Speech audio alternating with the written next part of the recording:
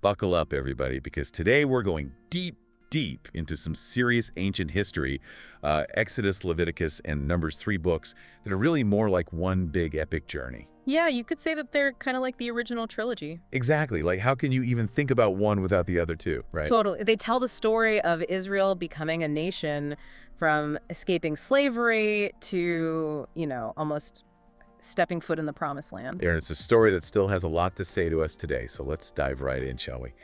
Exodus.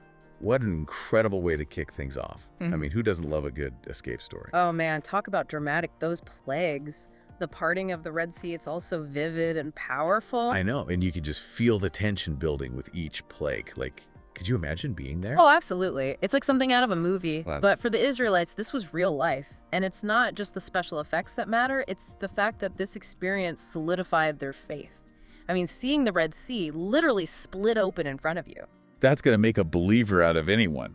But their journey doesn't end there, does it? They end up at Mount Sinai, a place that pops up again and again throughout all 3 books. Yeah, Mount Sinai is like the heart of it all, isn't it? This is where God reveals himself to Moses, gives him the 10 Commandments.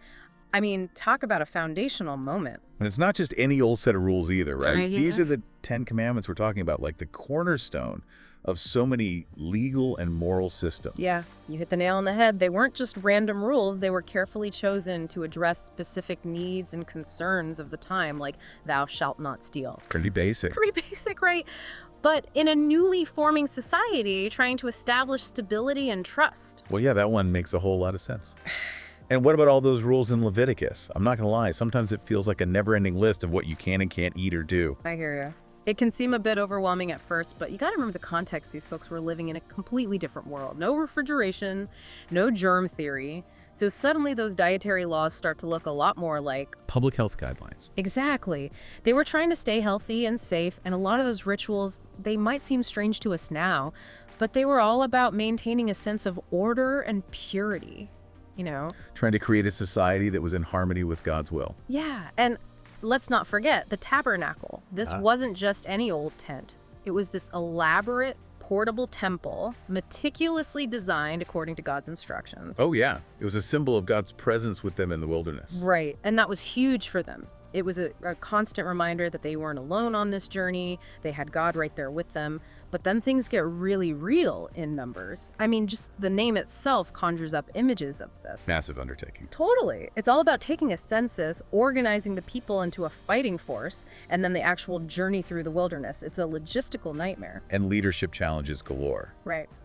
Moses really gets put to the test in this book, doesn't he? Absolutely. You see him dealing with rebellion, doubt, even his own moments of weakness. It's a story of human fallibility on an epic scale. And yet, despite all the complaining and the setbacks, God's faithfulness shines through. He provides for them, guides them, and ultimately brings them closer and closer to the promised land. And when you step back and look at all 3 books together, you can't help but see them as part of one big story. Yeah, that phrase, "this is the account of," that keeps popping up. It's like a thread connecting them all back to Genesis, reminding us that this is all part of God's grand plan for humanity. And that powerful echo of God's promise to Abraham in Numbers, may those who bless you be blessed and those who curse you be cursed. It shows how the impact of that covenant just ripples through generations. So we've journeyed from slavery to freedom, witnessed divine revelation, and delved into the complexities of ancient law. But here's the real question for you. How do you think these themes of Exodus, Leviticus, and Numbers still resonate in our lives today? Do we still grapple with questions of freedom, justice, and our relationship with something bigger than ourselves? Keep those questions in mind as you continue exploring these incredible books. There's a whole world of history, faith, and human experience waiting to be discovered.